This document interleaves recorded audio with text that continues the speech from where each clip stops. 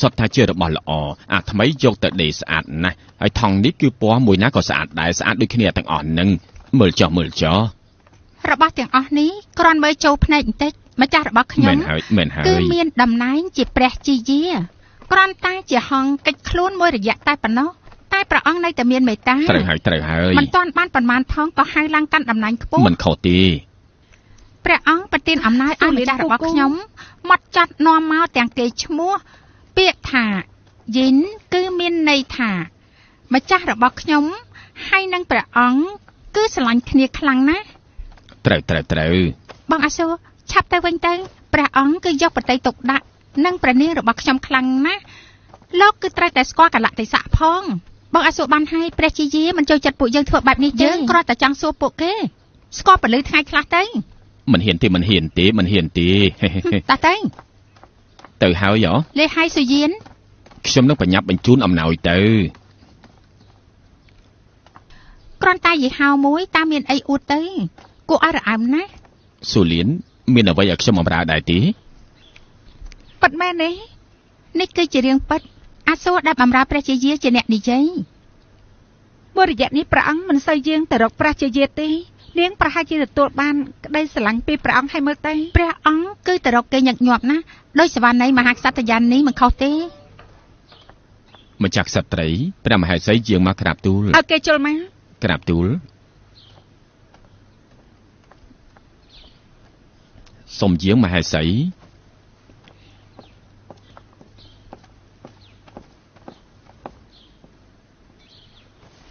សូមគោរពម្ចាស់ស្ត្រីក្រោកឡើងមកអរប្រគុណម្ចាស់ស្ត្រីអង្គុយសិនទៅប្រមេពេល3ថ្ងៃនេះមានប្រើធ្លាក់ធាតុអាកាសត្រជាក់ណាស់ត្រង់គួរតែទ្រាំការងារបន្តិចហើយត្រូវតែស្លៀកសម្លៀកបំពាក់ឲ្យក្រាន់បន្តិចទៅណាខ្ញុំម្ចាស់មិនដឹងថាត្រជាក់អាចធ្វើឲ្យឈាមដើរមិនស្រួលទេខ្ញុំម្ចាស់មិនដឹងត្រង់នៅក្មេងគួរតែមើលថែសុខភាពឲ្យល្អប្រមេត្រង់គួរតែបំរើបរិយាបុត្រដោយផ្ទាល់ផងណាប្រមេលៀនស៊ីនមានរោមចចកខ្មៅដែលលោកមេតបផ្ញើមកនោះឆាប់យកចេញមកទីនេះទៅម្ចាស់ស្ត្រីមេត្តាដល់ខ្ញុំម្ចាស់ពេទ្យលួងក៏ព្យាយាមមើលថែសុខភាពខ្ញុំម្ចាស់ប៉ុន្តែខ្ញុំម្ចាស់មិនសូវបានចូលមកបម្រើព្រះអង្គនោះទេព្រះអង្គទើបតែមានព្រះបត្រា3អង្គយើងសង្ឃឹមថាទ្រង់នឹងពពោះព្រះបត្រាបន្ទាប់ពីព្រះអង្គបានឡើងសោយរាជ្យខ្ញុំម្ចាស់សូមអរព្រគុណម្ចាស់ស្ត្រីអរព្រគុណខ្លាំងណាស់យើងនៅជាមួយគ្នា3ឆ្នាំហើយពួកយើងដូចជាបងប្អូនអញ្ចឹងលៀនស៊ីប្រគល់ឲ្យព្រះមហេសីទៅ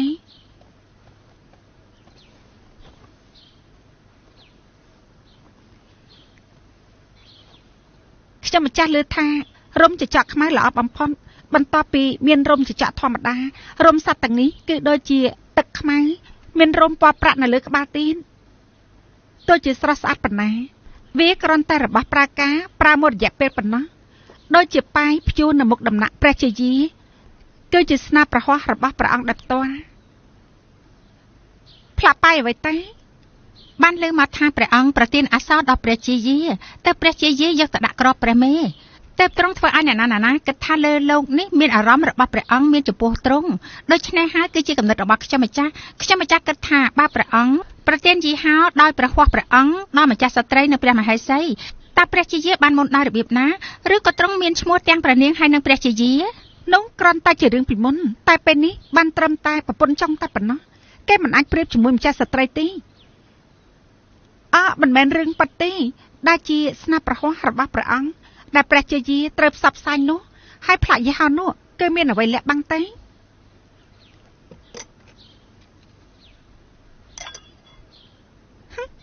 ប៉ាត់ជារំខានមែនយើងមិនជឿថាជាផ្លាកយីហោចេះហោះទេម្ចាស់ស្ត្រីខ្ញុំម្ចាស់ថ្វាយបង្គំលីតែចាស់ប្រមេ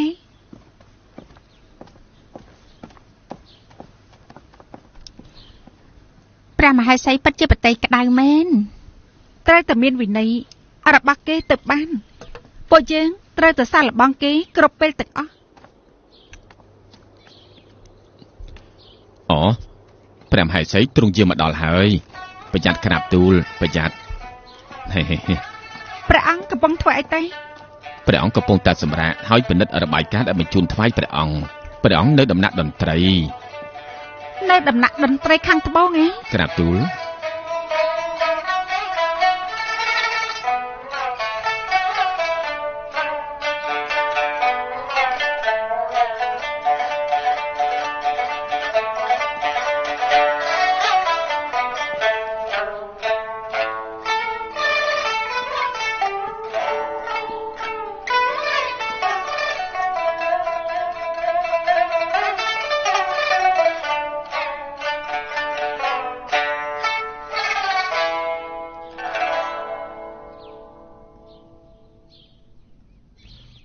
មហាសី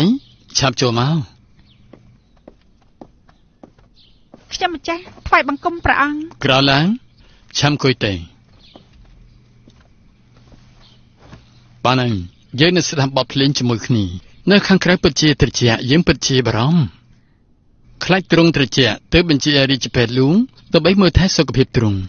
ខ្ញុំម្ចាស់ទុនខ្សែខ្លាំងពេកប៉ុន្តែខ្ញុំម្ចាស់ក្រនបាហើយសូមព្រះអង្គកុំព្រួយបន្តិចអី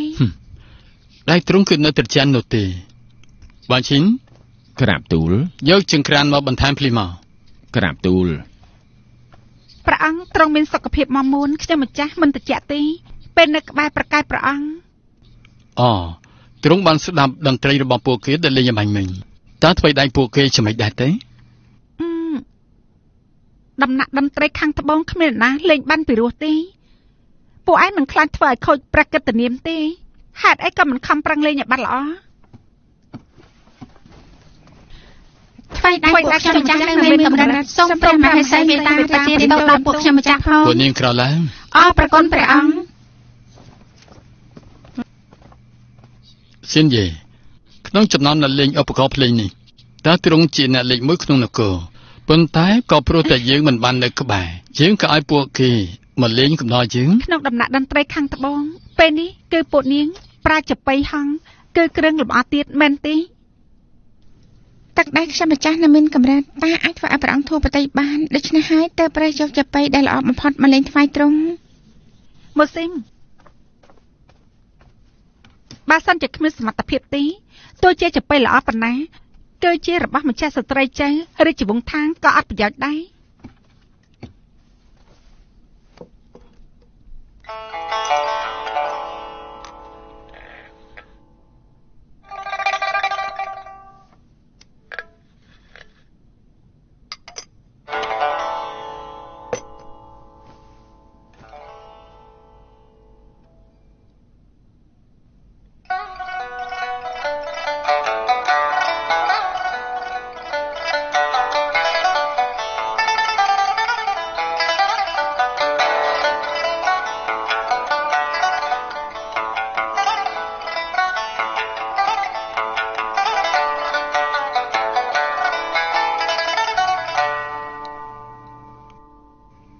ល្អ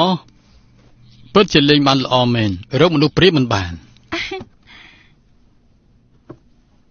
ថ្ងៃនេះដែលខ្ញុំម្ចាស់តិចឲ្យរឹងខ្លាំងពេកដូច្នេះលេងមិនសូវល្អទេសូមព្រះអង្គបរិយាទានទៅដល់ខ្ញុំម្ចាស់ផងទៅណាទ្រង់ពិតជាលេងបានពីរោះបងឈិងក្រាបទូលនៅចាំបានថាមានជាប់ជាលិញបានយកផ្ទាំងចចកមួយដ៏ធំគឺយកមកថ្វាយដល់យើងប្រទានឲ្យម្ចាស់ស្ត្រីមួយផ្ទាំងក្រាបទូលព្រះមហេសីព្រះអង្គទ្រង់មានមហាករណាធំធេងណាស់ពិតជាចៃដន្យមែនម្ចាស់ស្ត្រីទៅតែប្រទានអារម្មណ៍ប្រភេទដល់ខ្ញុំម្ចាស់គឺពិតជារឿងល្អគឺត្រូវបានកំណត់ឡើងចំពោះខ្ញុំម្ចាស់ហើយទ្រង់ធ្វើទៅហើយចេះយកចិត្តទុកដាក់គ្រប់បែបយ៉ាងគឺជារបស់ដែលយើងប្រទានឲ្យគឺសិតតែមានអារម្មណ៍របស់យើងដែលលាក់ទុកក្នុងនោះបងឈិញតែយកអាវវែងរួមប្រភេទជើងមកថ្វាយដល់ទ្រង់ភ្លាមទេក្រាបទូលប្រគុណព្រះអង្គនាំគ្នាចេញទៅព្រះពរដៃទ្រង់គឺនៅត្រជាក់នោះទេខ្ញុំម្ចាស់មិនរងាទេពេលដែលនៅក្បែរព្រះអង្គនោះ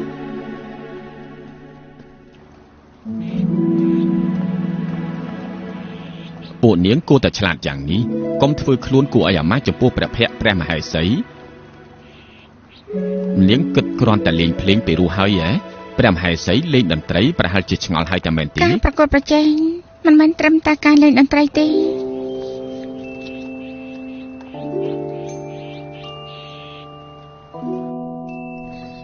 ព្រះអង្គសពតិតែប្រះជាយាព្រះអង្គមិនខ្វល់ពីពួកខ្ញុំម្ចាស់ទេមានតែទ្រង់នោះទេដែលហ៊ាននិយាយសម្ដីបែបនេះជាមួយយើងជាងគ្រាន់តែសួរសុខទុក្ខម្ដងកាលប៉ុណ្ណោះខ្ញុំម្ចាស់បានលើថាព្រះអង្គបានប្រទានអសរយេហោដល់ព្រះជាយាខ្ញុំម្ចាស់មិនសង្ឃឹមថាដូចជាព្រះជាយាបានទទួលនៅការប្រទានរបស់ព្រះអង្គទេដំណើរយ៉ាងស៊ីទ្រុមអស់ហើយទើបយើងប្រទានដល់ព្រះជាយាមិនដូចជាសំណាក់ស៊ីនហ្វូរបស់ទ្រង់នោះទេ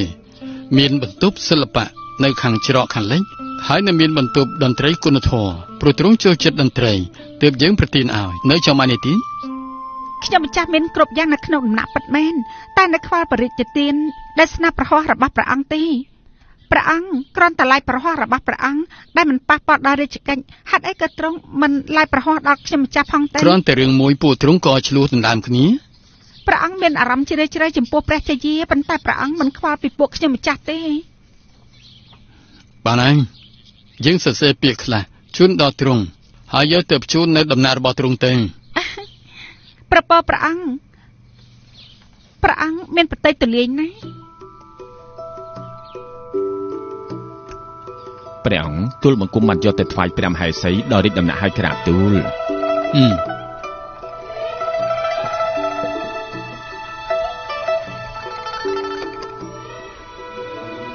ព្រះអង្គទ្រង់មានមេត្តាចំពោះស្នំឯកគ្រប់រូបទូលបង្គំខ្សោយបញ្ញាទូលបង្គំគិតថាឡាយព្រះហស្ថរបស់ព្រះអង្គពោពេញទៅដោយអត្តន័យហេតុអីក៏ព្រះអង្គរើសយកផែនដីដ៏ល្អបំផុតនៅក្នុងការប្រទានក្រាបទូលវងឈិននេះជាអារម្មណ៍របស់លោកតែលីអ៊ីគំនិតរបស់លោកយ៉ាងម៉េច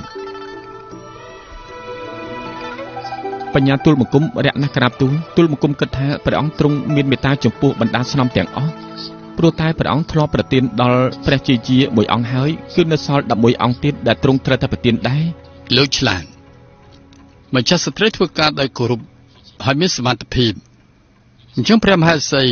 គឺជនពាក្យជនពរគង់វង្សហើយនឹងគុណធម៌ចំណែកដំណាក់យាគុណនោះគឺនៅក្រមអាវ៉ាត់ទេព្រះអង្គទ្រង់ត្រូវការឲ្យព្រះជាយានៅដំណាក់យាគុណមានកិត្តិយសល្អដោយមានអាវ៉ាត់ព្រះស្នំនិងព្រះនាងនៅទីនោះពួកគេមានគុណធម៌ល្អណាស់គុណធម៌របស់ស្នំសម្រាប់សំណាក់ជីងរឿងមានការប្រទានដល់ដំណាក់ដែរមែនទេក្រាបទូលព្រះអង្គម្ចាស់ស្ត្រីមានសវណ្ណន័យថាមិនមានការកាត់ប្រាក់ចំណាយនៅក្នុងរាជដំណាក់មិននៅក្នុងការគ្រប់គ្រងគួរតែជួសជុលហើយជាហៅសម្រាប់ដំណាក់ជីងនោះគឺចាំម៉េចស្ដាប់សម្ដីម្ចាស់ស្ត្រីណាស់មែនទេទូលបង្គំមិនហ៊ានទេទូលបង្គំស្ដាប់តែព្រះអង្គតែប៉ុណ្ណោះក្រាបទូលព្រះអង្គទោះបីម្ចាស់ស្ត្រីកាត់បន្ថយប្រាក់ចំណាយទ្រង់មានបំណងល្អចំពោះព្រះអង្គជួយសម្រាលអំរែកដល់ព្រះអង្គតែប៉ុណ្ណោះលោកគិតបានថាយើងនឹងឲ្យលោករៀបចំពាក្យស្លោកនេះឲ្យបានតែមួយផ្ទាំងទេបានទេក្រាបទូលអញ្ចឹងចេញទៅ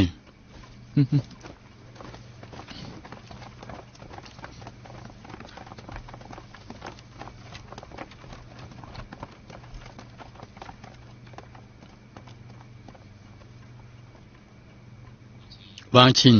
ក្រាបទូលពេលនេះជាមទីប្រមាណក្រាបទូលនេះជាពេលដែលត្រូវជ្រើសរើសនារីតន្ត្រីម្នាក់សម្រាប់យប់នេះម្នាក់ក្នុងចំណោមអ្នកលេងចាប៉ីនៅដំណាក់ខាងត្បូងទើបតែលេងភ្លេងរួញគឺលេងចាប៉ីឆាប់ហ្វឹងហួងអូនាងគឺជាអ្នកលេងចាប៉ីនៅដំណាក់តន្ត្រីខាងត្បូងឈ្មោះថាឈីអ៊ីក្រាបទូលនាំគេមកក្រាបទូលបង្គំទៅភ្លាម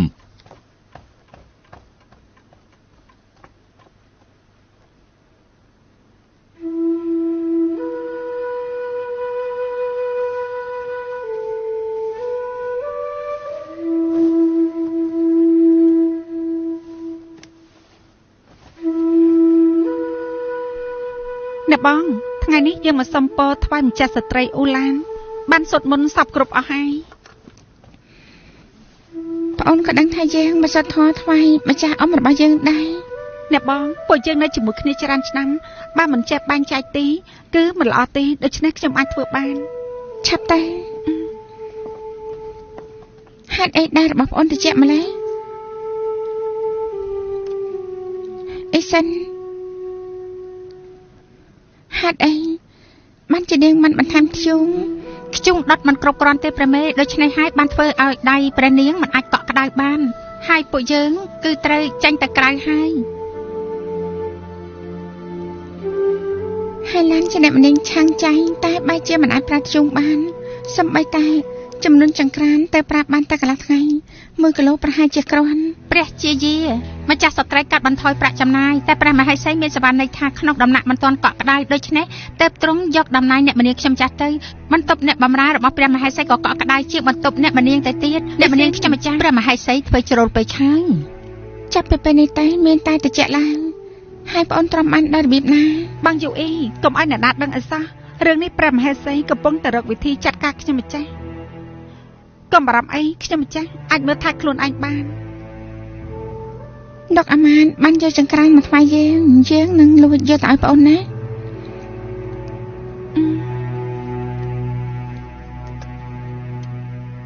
ឆាប់ទៅ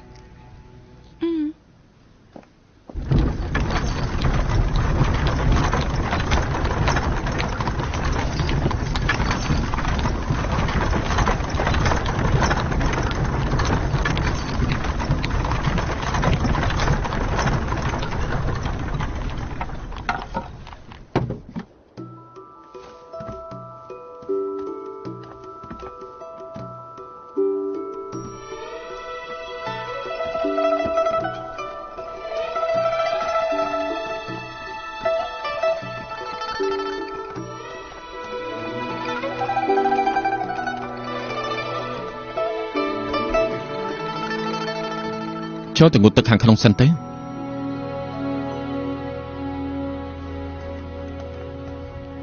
រត់ដល់រងាពិតជាមកលឿនមែនម៉ែណៃម្ចាស់ស្ត្រីកំពុងតែងព្រះកាយសូមទ្រង់គ្រប់អង្គរងចាំបន្តិចធ្លាក់ខ្យល់ត្រជាក់ពេញមួយយប់មិនដឹងថាខ្ញុំស្ដាប់ច្រឡំឬអត់ទេខ្ញុំដូចជាបានឮសំឡេងព្រះទីន័ងរបស់ព្រះអង្គឆ្លងកាត់ស្នំអាចអ៊ីមានសវណ្ណន័យត្រូវហើយទីនេះមានសំឡេងលឺណាស់តែអ្នកណាខ្លះដែលមិនលឺនោះយប់មិញព្រះអង្គមិនបានរើស្នំនៅក្នុងរាជវាំងទេតែអ្នកណាទៅថ្វាយកាឡាបន្ទំរបស់ព្រះអង្គទៅព្រះមហេសីព្រះអង្គមិនបានយាងទៅរកទ្រង់បែរជាយាងទៅរកព្រះអង្គមែនទេតែនេះគឺជាច្បាប់ទម្លាប់គឺច្បាស់ជាមិនមែនយើងនោះទេបើស្នៀតសក់មាសធ្លាក់ក្នុងអាងទឹកប្រហែលជាមានអ្នកផ្សេងលេចមុខឡើងមកយើងគ្រាន់តែចាំមើលទេម្ចាស់ស្ត្រីជាម្ដងបងយូអ៊ីក្រោកឡើងព្រះនាង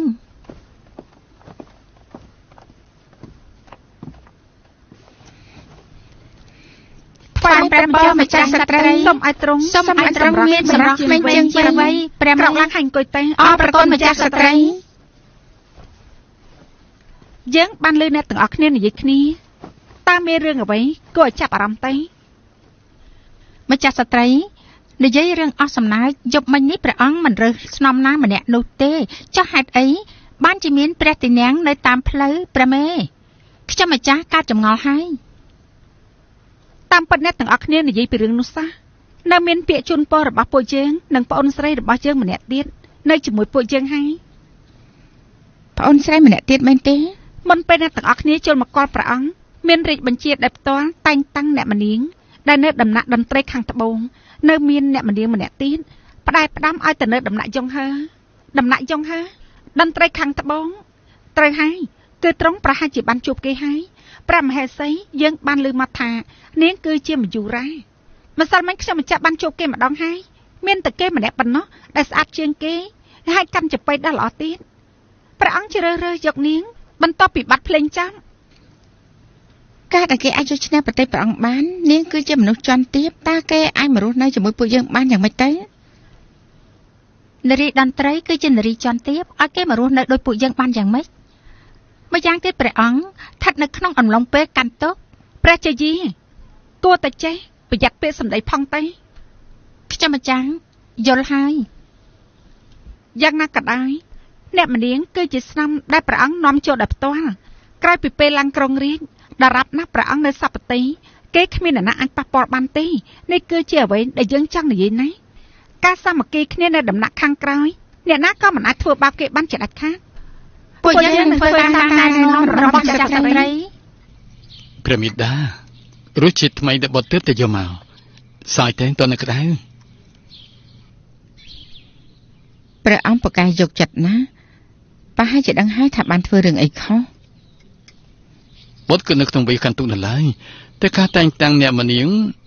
ជាបំណងរបស់បុត្រអង្គុយចុះទេ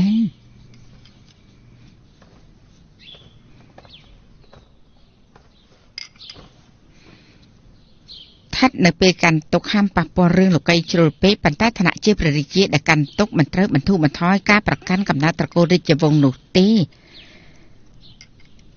ព្រះអង្គនឹកដល់ពាក្យកូនចៅព្រះអង្គពេលនេះមានបុត្រា3ព្រះអង្គហើយមានបុត្រី1អង្គមិនទាន់ច្រើននោះទេគួរតែបង្កើតបន្ថែមទៀតទេបុត្រយល់ហើយពិតណាស់ដែលព្រះអង្គមានស្នំនៅដំណាក់ខាងក្រៅជាច្រើនក្រៅពីម្ចាស់ស្ត្រីហើយនិងព្រះស្នំឆិនស្នំផ្សេងនៅមិនទាន់មានបុត្រគ្មានផ្លូវជ្រើសរើសក្រៅពីបរមព្រះអង្គប៉ុន្តែការតែងតាំងតំណែងអ្នកម្នាងមើយដែលមានឈ្មោះមិនល្អដូច្នេះមិនត្រូវមានពិធីជប់លៀងទេគ្រាន់តែប្រទានអំណោយទៅបានហើយបុត្រប្រកាសជាចង់ចាំនៅដំបូងមានព្រះមេដាជប់មិញនាងដាក់បន្ទប់អាំងហួរមែនទេប្រមេ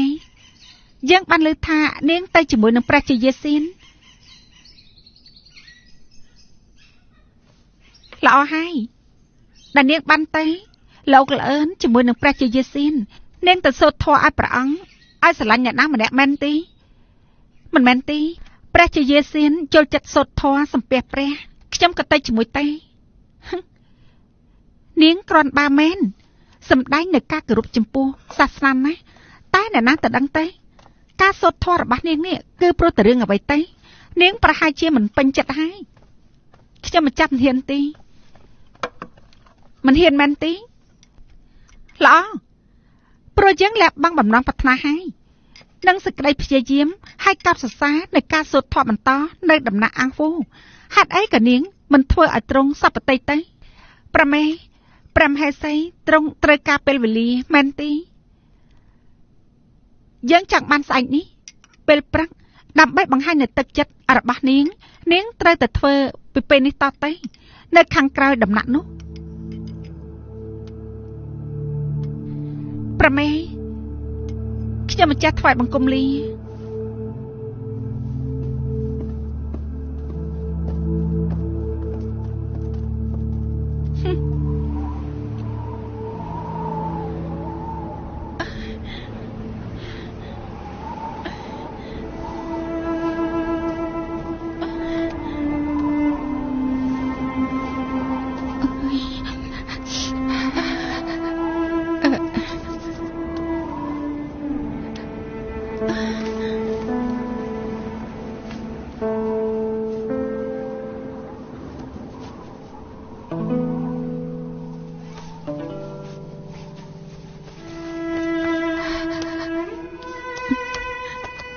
អ្នកម្នាងប្រយ័ត្នផង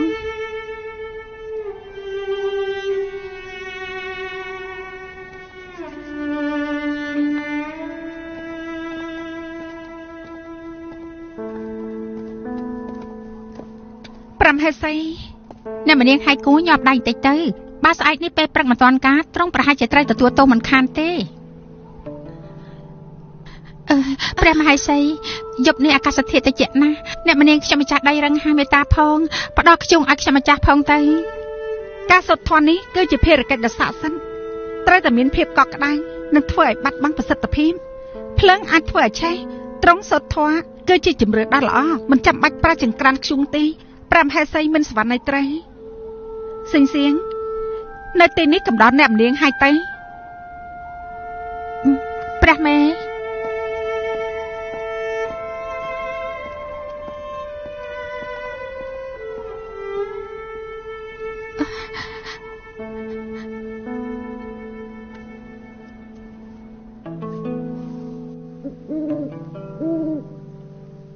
អ្នកម្នាងខាងនេះ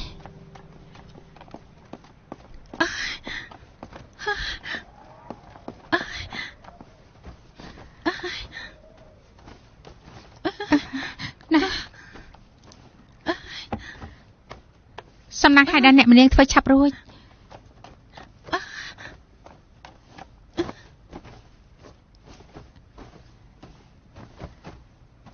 សិនយ៉ងតែចាក់ទឹកក្តៅមួយចានមកចាយើងរងាយខ្លាំងណាស់យេស៊ូក្រាបទូលតែយកខ្ជុំថែមទៀតមកព្រះមហេសីមិនឲ្យចង្ក្រានថ្មីមកជើងទេក្រាបទូលចង្ក្រានដែលព្រះជាជាបញ្ជូនមកគឺប្រើអត់ទៅហើយមានរឿងអីទេគ្រាមុនព្រះមហេសីកាត់ទុកមួយចំនួនតែពេលនេះមិនឲ្យពួកយើងធ្វើតែម្ដងមានរឿងបែបនេះដល់របៀបណាស់ទេហេតុអីអ្នកម្នាងមិនឲ្យខ្ញុំម្ចាស់ប្រាប់ដល់ព្រះជាយាអ្នកម្នាងឲ្យមិនអាចទទួលបានការអនុញ្ញាតឲ្យយកខ្ជុំក្រហមទេខ្ជុំក្រហមពេលនេះគឺខ្លាញ់តែជាពណ៌សមិនអាចយកបានទេប៉ុន្តែបើសិនជាខ្ជុំខ្មែរគឺមិនអាចមើលឃើញច្បាស់នោះទេប៉ុន្តែអ្នកម្នាងចុះថ្ងៃនេះពួកយើងឆ្លងផុតដែរទេអ្នកម្នាងឆ្លងផុតដែរទេ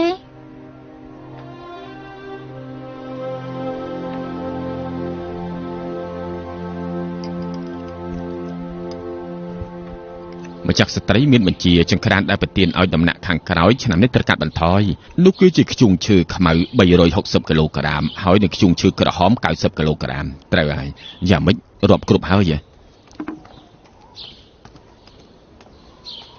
ព្រះនាងយើងទទួលបានខ្ជុងហើយនៅខាងក្រៅក្រាបទូលអ្នកបញ្ជូនទៅឲ្យហៃឡានតាមធម្មតាទៅចាំតុងបញ្ជូនចង្ក្រានពណ៌ខ្មៅ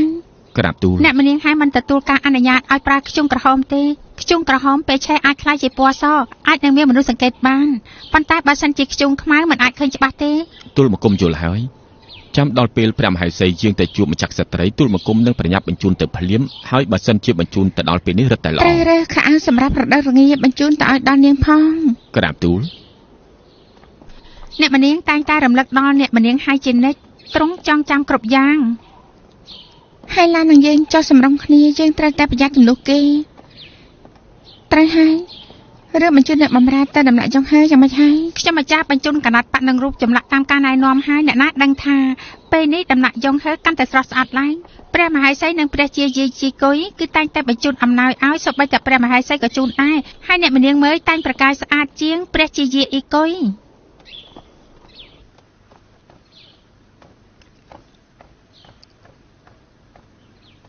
ព្រះមហេសីទូលមកគុំបានបញ្ជូនអំណោយដល់អ្នកម្នាងហើយក្រាបទូលល្អណាស់នេះបង្ហាញនូវសិលធម៌របស់យើងលោកគិតថាអ្នកម្នាងមើលគឺម្នាក់នោះជាមនុស្សបែបណាទេព្រះអង្គឬដោយផ្ទាល់ម្នាក់នោះច្បាស់ជាស្អាតមិនខានទេអីនិយាយម្ដងទៀតទេអត់ទេហើយទូលបង្គំមិនហ៊ានងើយមុខមើលទេក្រាបទូលអីមើលទៅគឺសាមញ្ញខ្លាំងណាស់ក្រាបទូលបង្គំយល់ថាព្រះអង្គចាប់អារម្មណ៍តែមួយភ្លែតនឹងលែងចាប់អារម្មណ៍ហើយក្រោកឡើង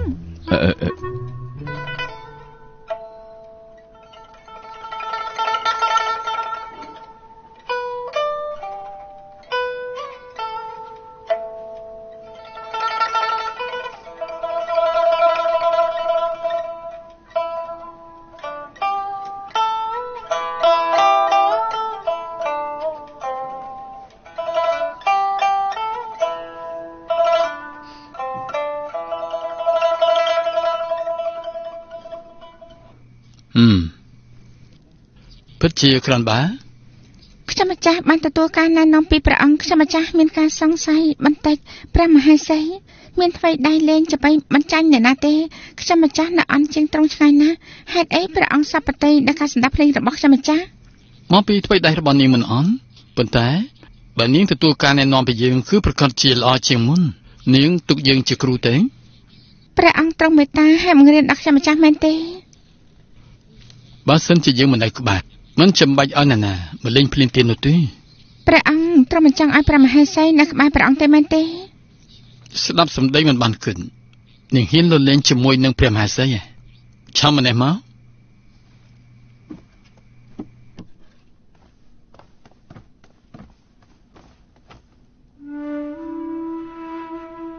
នាងមិនទាន់បានទៅក្រុមអិច្ឆស្ត្រីដោយមិនទាន់បានទទួលការតែងតាំងចាំដល់ព្រឹកធ្លាក់ចាំទូលថ្វាយខ្ញុំម្ចាស់មិនចាំបាច់រងចាំរហូតដល់ព្រិលឆាប់ធ្លាក់នោះទេមែនទេព្រះប៉ោម្ចាស់ ធ្វើដំណើរគួរតែប្រយ័ត្នផងទេ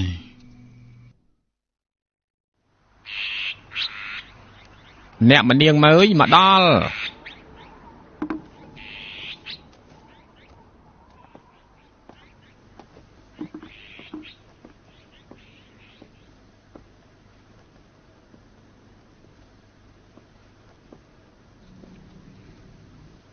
ម៉េចតាអិនមកពីដំណាក់ចុងហើខ្ញុំម្ចាស់ឈីបាយសុំគ្រប់ម្ចាស់ស្ត្រីនិងថ្វាយប្រពោមានប្រជជនយិនយូក្រោកឡើងយកកៅអីមកអស់ប្រគុណម្ចាស់ស្ត្រី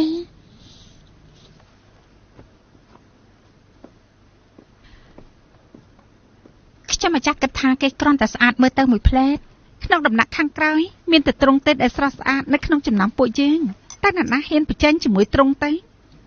ខ្ញុំម្ចាស់គួរតែមកធ្វើការគោរពដល់ម្ចាស់ស្ត្រីឲ្យលឿនជាងនេះប៉ុន្តែព្រោះតែព្រិលធ្លាក់ខ្លាំងពេកថ្ងៃនេះទើបខ្ញុំម្ចាស់មានឱកាសមិនអីទេដរាបណានាងមានទឹកចិត្តចាប់ពីពេលនេះតទៅយើងត្រូវទៅជួបមុខគ្នារាល់ថ្ងៃនាងគួរតែដឹងថាពួកយើងនៅរួមគ្នាហើយអ្នកម្នាងមើលនោះគឺជាព្រះជាយាហ្វៃកុយ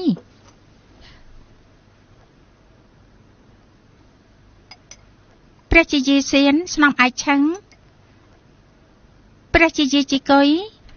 ព្រះជាយាអេកុយព្រះស្នំហើយឆៃចាញ់ព្រះស្នំហ្វយតាយខ្ញុំម្ចាស់សូមគោរពដល់អ្នកបងទាំងអស់គ្នាមិនត្រឹមតែរួមគ្នានោះទេព្រះអង្គបារម្ភពីនាងខ្លាំងណាស់ឆិតរបស់នាងគឺកាត់ចាញ់ពីក្រណាត់បានមកពីក្រុងជាងមិញមែនទេព្រះស្នំជាកុយមានបណិតមុតមែនមិនមែនយើងភ្នែកល្អទេគ្រាន់តែកលេចឃើញគឺដឹងថាឈុតរបស់នាងគឺវាជ្រុលបន្តិចហើយយើងបារម្ភខ្លាចនាងរងាកណាត់បែបនេះពិបាកណាស់សូម្បីតែម្ចាស់ស្ត្រីក៏គ្មានដែរប៉ិតមែនទេព្រះអង្គប្រទានដល់ខ្ញុំម្ចាស់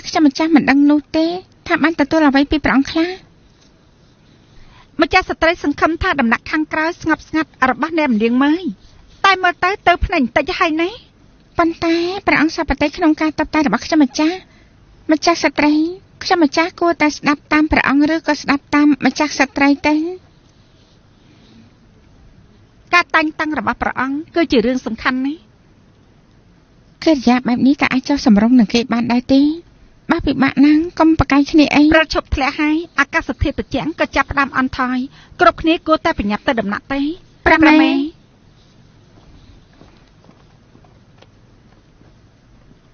ថ្វាយបង្គំលាម្ចាស់ស្រី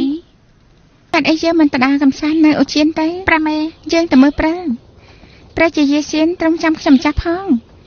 ទ្រង់ជាមនុស្សមើលទៅគួរឲ្យចាប់អារម្មណ៍ណាស់ខ្ញុំម្ចាស់ក៏ចង់ទៅមើលព្រិលនៅអូជៀនដែរព្រះមេខ្ញុំម្ចាស់អាចទៅជាមួយទ្រង់ដែរបានទេតែបានជួបគ្នាសោះនាងហាមាត់ចង់ទៅមើលព្រិលជាមួយយើងខ្លាចក្រែងតែចំណាប់អារម្មណ៍ពួកយើងមិនដូចគ្នាទេយើងនៅមិនតាន់ដឹងទេបើមិនតាន់បាននិយាយគ្នាសូមទ្រង់ឲ្យខ្ញុំម្ចាស់ទៅដែរទៅបានទេព្រះមេបានព្រះជាយាសៀនត្រង់សពតិផ្កាមែនទេនេះគឺជាទស្សនវិជ្ជានៅក្នុងវាំងតែគួរឲ្យស្ដាយដែលគ្មានផ្កាមីពណ៌ខៀវដែលខ្ញុំម្ចាស់ធ្លាប់ឃើញនៅស៊ូជើពេលនៅក្មេងដឹងបានយ៉ាងម៉េចថាព្រះនាងខ្ញុំម្ចាស់ចូលចិត្តផ្កាពណ៌ខៀវនាងធ្លាប់នៅស៊ូជើមែនទេកាលនៅទៅខ្ញុំម្ចាស់បានទៅរៀននៅស៊ូជើព្រោះខ្ញុំម្ចាស់ជំនាញលេងប៉ិនទៅត្រូវសំណាក់មន្ត្រីខាងត្បូងបញ្ជូនខ្ញុំម្ចាស់មកព្រះមេនាងមិនត្រឹមតែប្រកាសលេងប៉ិនទេខ្ញុំម្ចាស់មានសមត្ថភាពក្នុងការលេងប៉ិនយីឈិនព្រោះតែពីសាសាលោកគ្រូខ្ញុំម្ចាស់ទៅត្រូវសំណាក់តន្ត្រីខាងត្បូងប្រាប់ថាអតីតព្រះរាជាជួយចិត្តសម្រាប់ការដេញប៉ិនទៅខ្ញុំម្ចាស់បដូរទៅរៀនចបៃគ្រប់គ្នាប្រាប់ថាគួរតែធ្វើអញ្ចឹងពេលនេះនាងខ្លាចជាស្នាមដល់ព្រះអង្គសពតិហើយតាមពាក្យសម្ដីរបស់នាងតើមានអ្វីរំខានផ្លូវចិត្តនាងទេខ្ញុំម្ចាស់មិនហ៊ានទូថាខ្ញុំម្ចាស់កាត់អីទេប៉ុន្តែការដែលខ្ញុំម្ចាស់ខ្លាចជាអ្នកម្នាងនៅពេលនេះខ្ញុំម្ចាស់នៅតែមានអារម្មណ៍ថាគ្មានសុវត្ថិភាពខ្ញុំម្ចាស់មិនដូចជាព្រះជាយានោះទេដែលមានតម្លៃនឹងការជួយជ្រោមជ្រែងសូម្បីតែផ្កាដែលទ្រង់សពតិក៏ជាផ្កាមីពណ៌ខៀវដែលពិបាករកបើប្រៀបទៅនឹងខ្ញុំម្ចាស់គ្រាន់តែជាទលីដែលបកតាមខ្យល់តែប៉ុណ្ណោះផ្កាមីពណ៌ខៀវគឺពិបាករកណាស់អ្វីដែលពិបាកខ្លាំងពេកគឺរស់នៅក្នុងលោកនេះគឺមិនបានយូរទេយើងមានសវណ្ណីតែត្រូវទេខ្ញុំចង់សម្រាប់ព្រះមហាសីគ្រាន់តែខ្វះអ្នកបង្រៀន3ថ្ងៃគេទទួលដំណឹងថាគេឈ្មោះទៅរកផ្លូវល្អជាងមុន ពេលនេះយើងបានជួបគ្នាម្ដងទៀតព្រះមហេសីទ្រង់នៅតែស្រស់ស្អាតដដែលព្រះមេម្ចាស់សម្ដីនាងពិតជាព្រោះមែនហេតុអីបានជាដំណាក់តន្ត្រីខាងត្បូងតម្រើសនាងគឺធ្វើជាអ្នកចម្រៀងហើយត្រូវលេងចំបៃទៀតយើងមិនទាន់បានស្ដាប់ឮឈ្មោះរបស់នាងពិតទេប៉ាយជួយស៊ីប៉ាយផុយស៊ី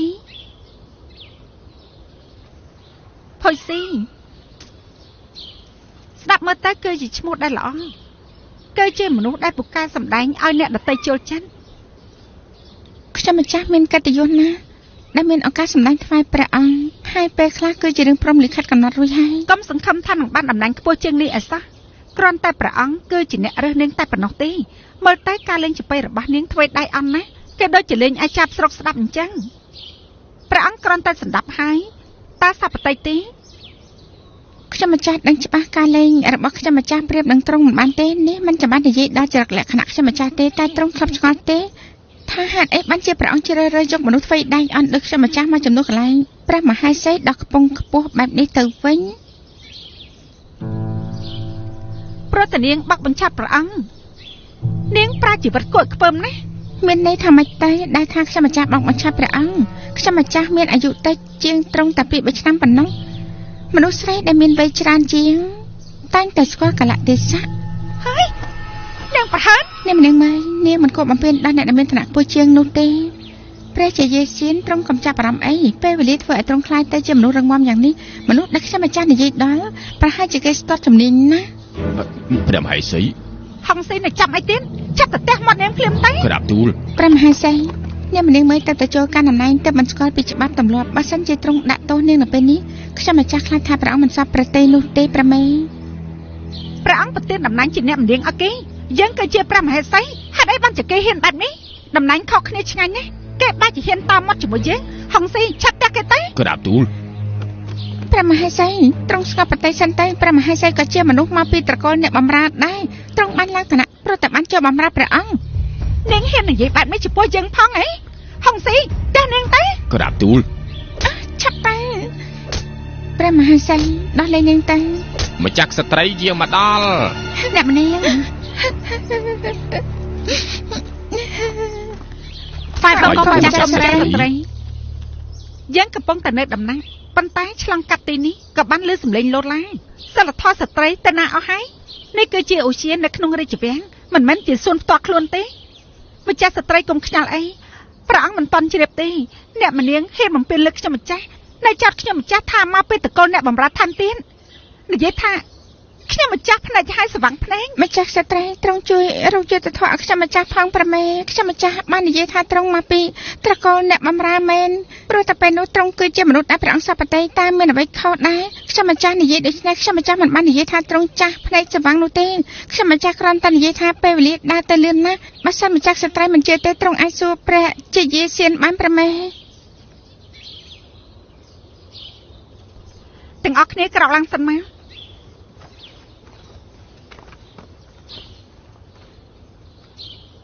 ព្រះជាយាចាំនិយាយរឿងទាំងអស់នេះទៅអ្នកម្នាងមើលនិយាយមិនត្រូវកលៈទេសៈ